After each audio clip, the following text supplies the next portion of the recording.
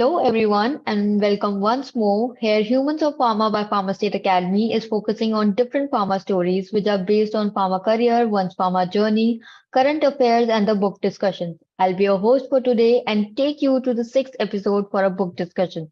Today, we will look at the book that refers to the better health, lower cost, and participation in the digital revolution undergoing in the pharma industry. With the book, are you a digital dinosaur? Transformational strategies for digital excellence. The questions: how can we create connected integrated ecosystem? How to upgrade future digital talent? What is the role of leadership in the new equation? Book answers all the questions and is definitely the optimum dose for pharma professionals. When talk about art, how can we forget about the artist? Yes, the author of the book, Jagmohan Rishi sir.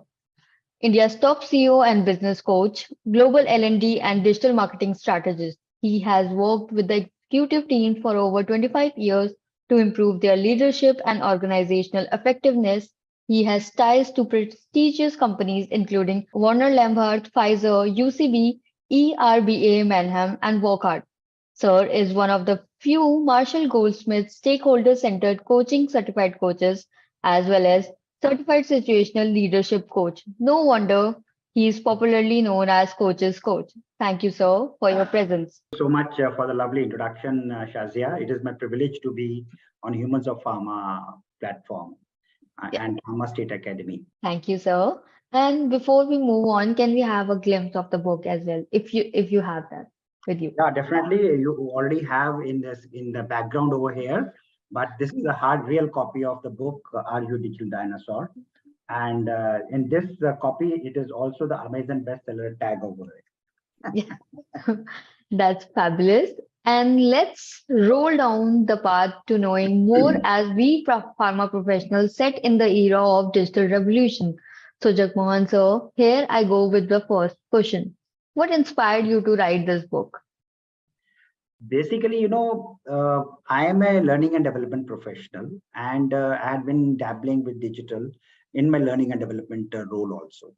So while I was giving a talk at Kuala Lumpur with the hall full of CEOs and scientists, my talk was supposed to be on leadership.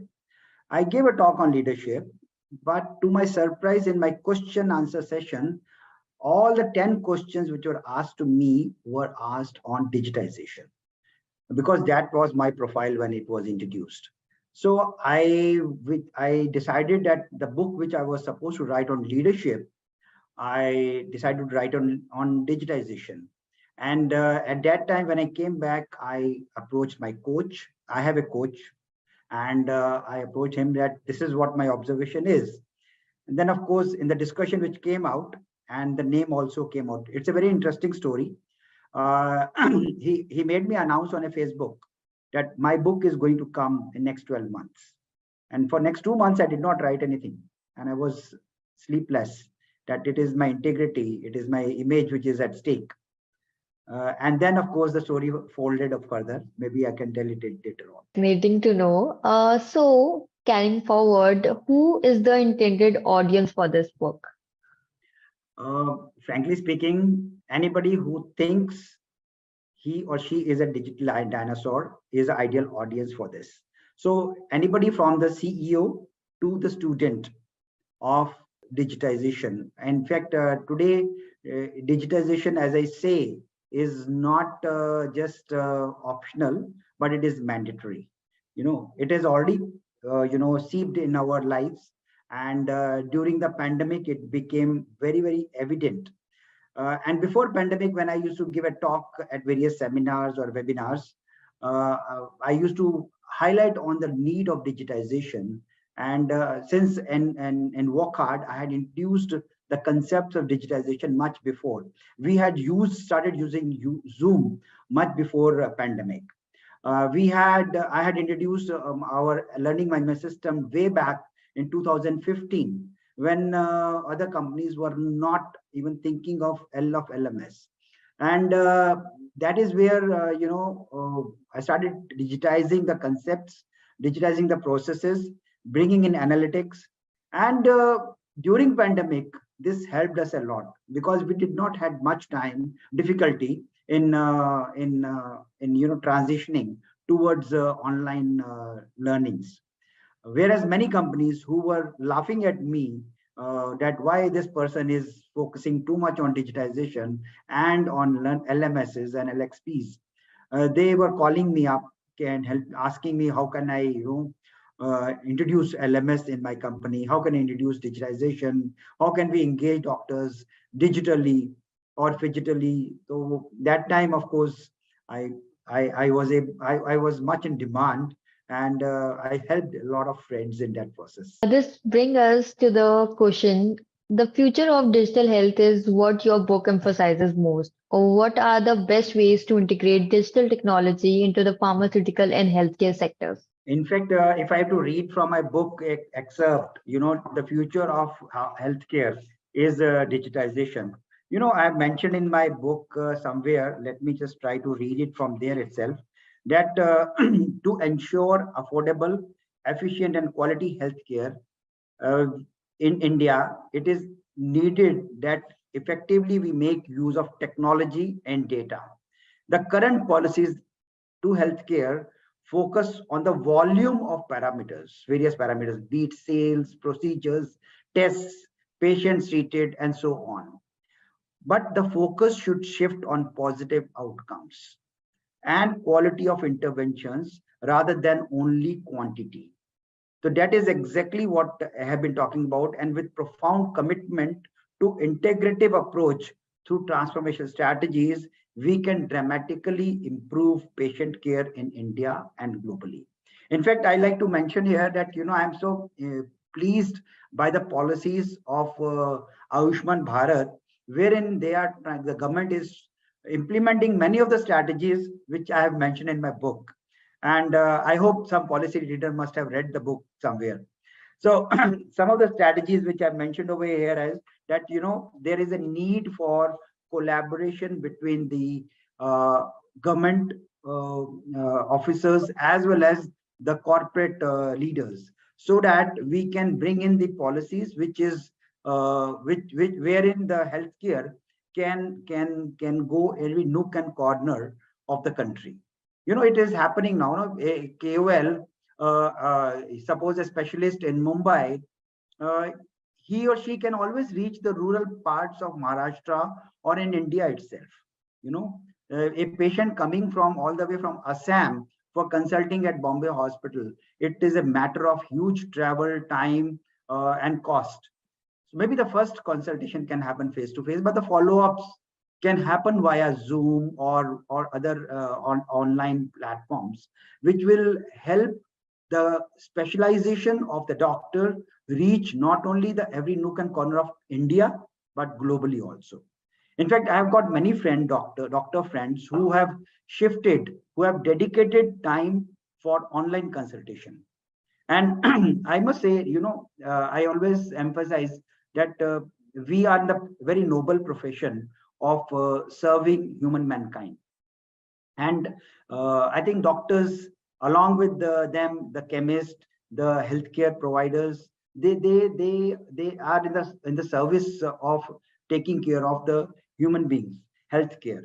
So it is important that we learn the process and the tools of digitization and how we can take these tools to various places.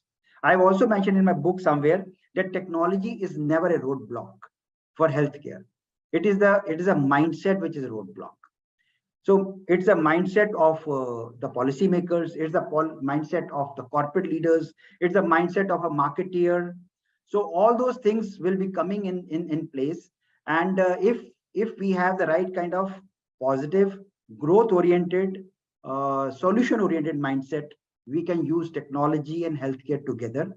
Indeed, your words stands true for the industry, really.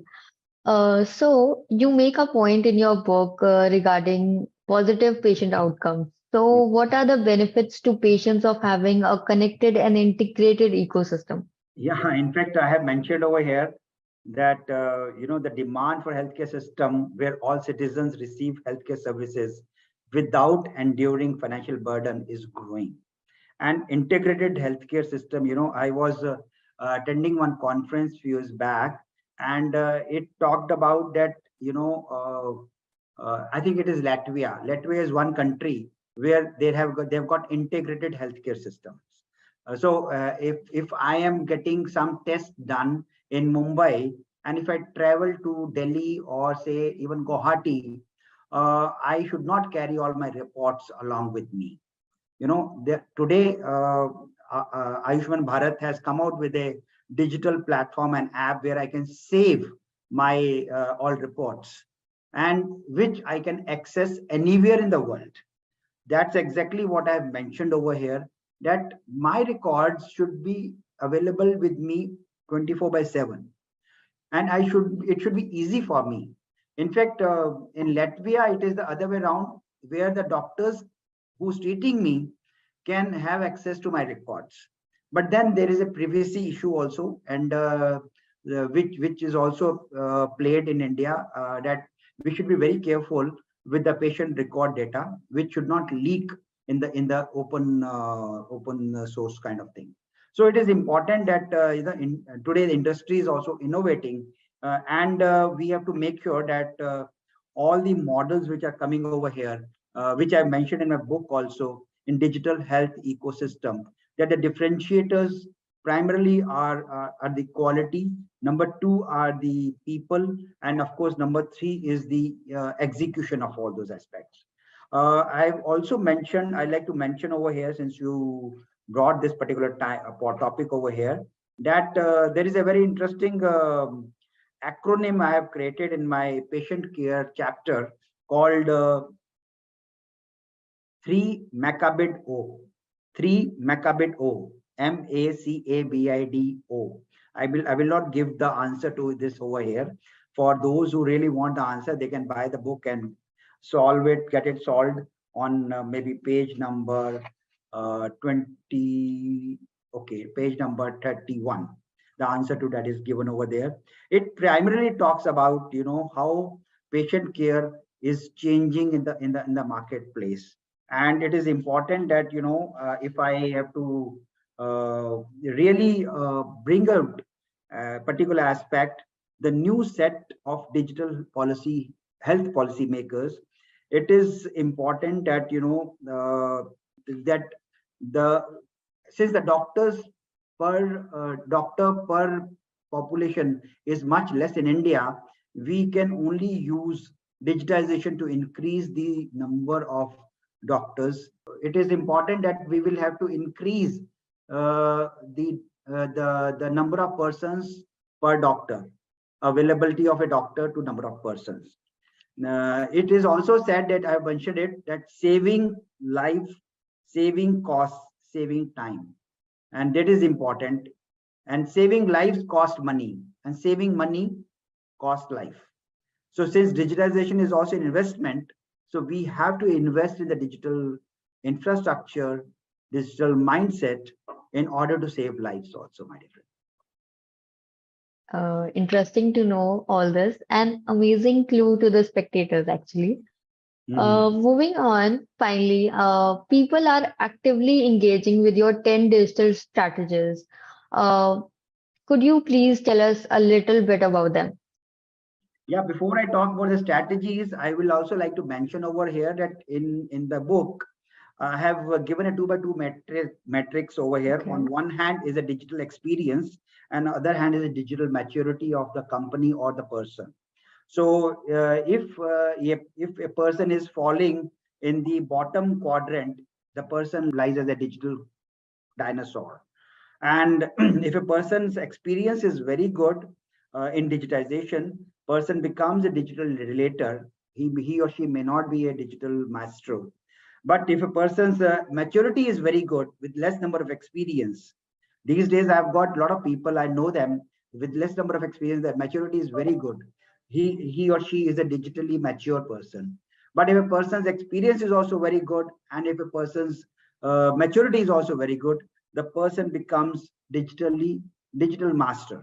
So I'm yet to see the fully digital master nowadays, because let me openly say it, that even I become digital dinosaur with the changing VUCA world strategies.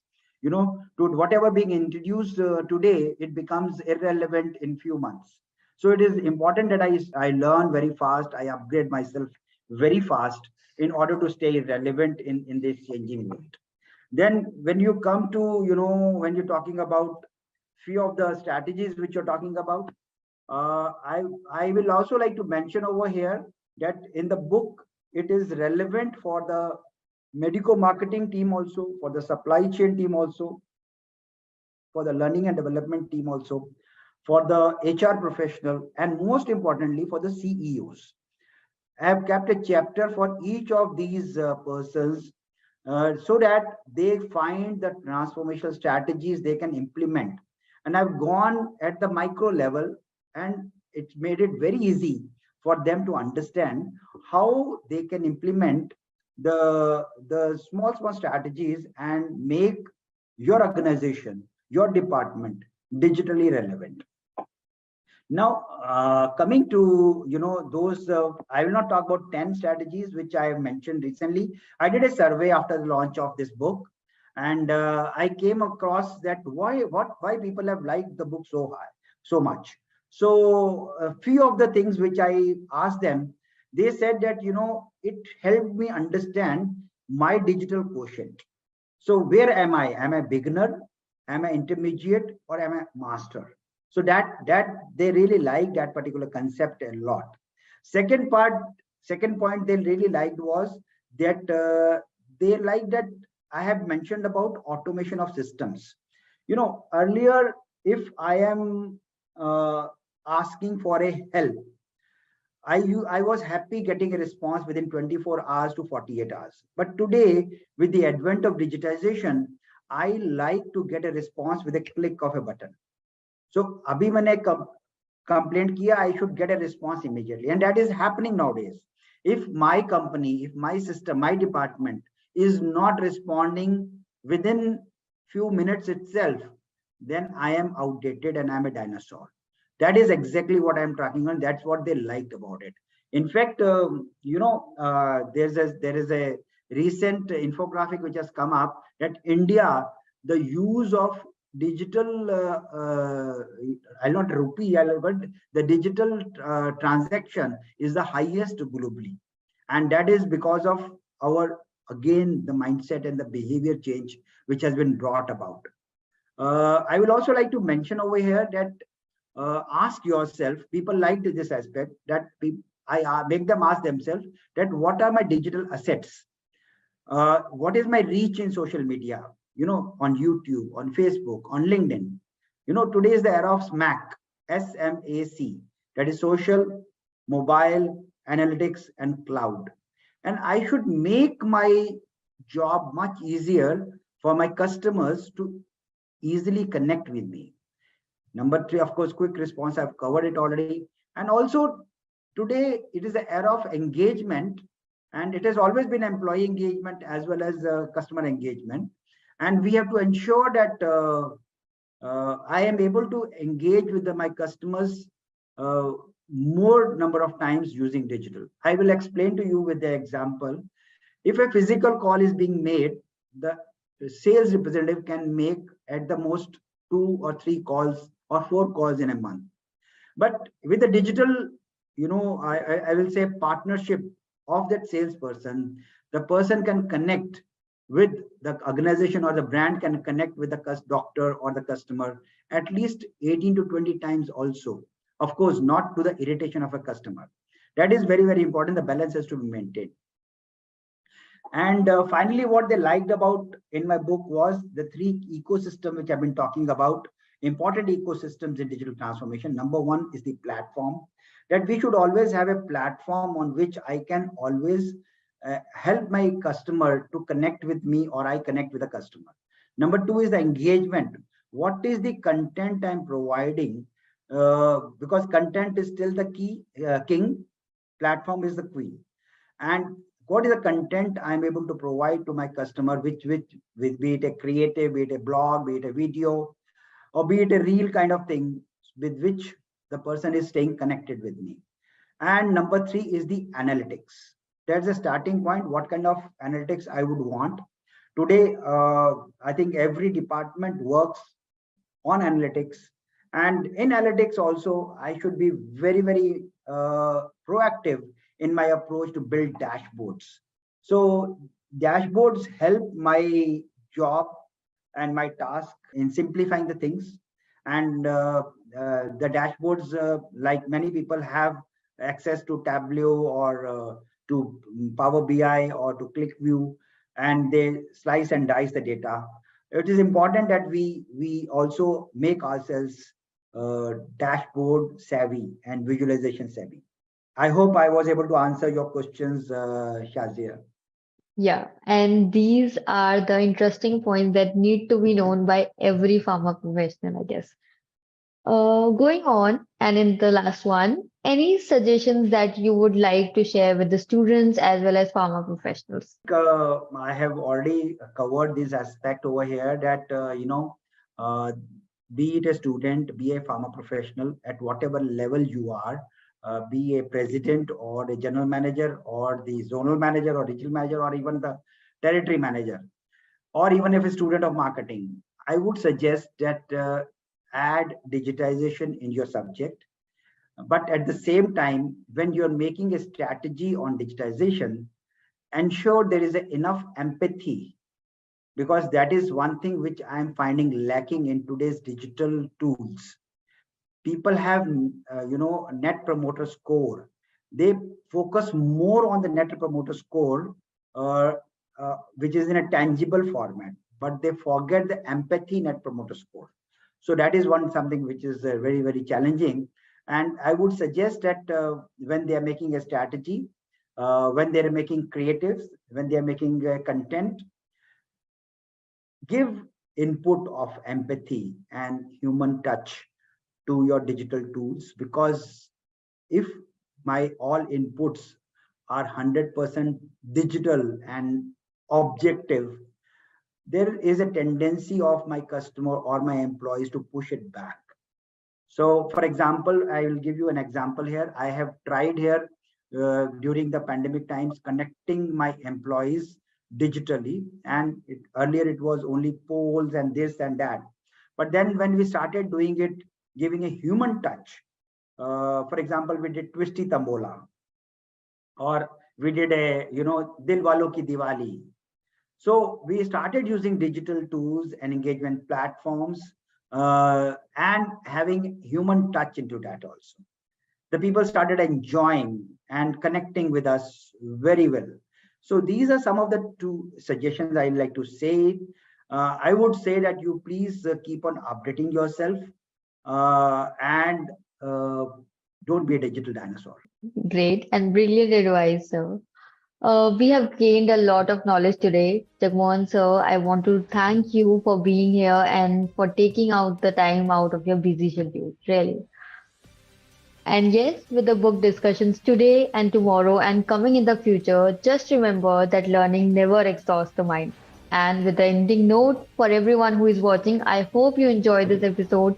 Reach out if you have any suggestion for future episodes by connecting with us on LinkedIn and other social media channels at Humans of Pharma or by email us at humansoffpharma@pharmastate.com. Bye and thank you. Thank you very much for having me here. All the best. Thank you, sir.